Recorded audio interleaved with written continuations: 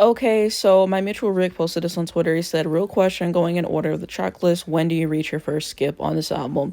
And I can confidently say that there's no skips on this album for me, which is really rare. I could probably name 30 to 50 albums that have no skips, and that's me probably being a little bit generous. Usually, every album has a song that I'm like, I can't do it, I'm gonna skip it. But for me, Velvet Rope is just such a strong album overall that I don't even plug specific tracks to listen to from this album.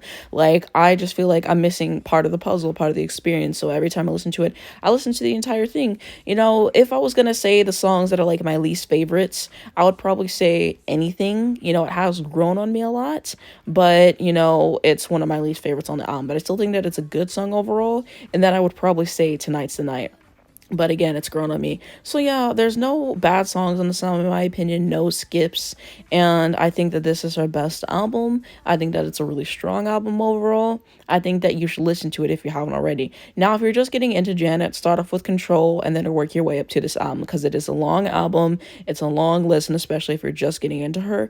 But I really think it's worth it. Everything that she's tapping into this album, talking about domestic violence, the LGBT community, and she's also talking about just her childhood and everything that she's had to overcome to kind of get to this point, and how vulnerable that she was in the album. I love the production, and her vocals on here are great. Her vocals, are underrated in general. So yeah, no skips on this album for me.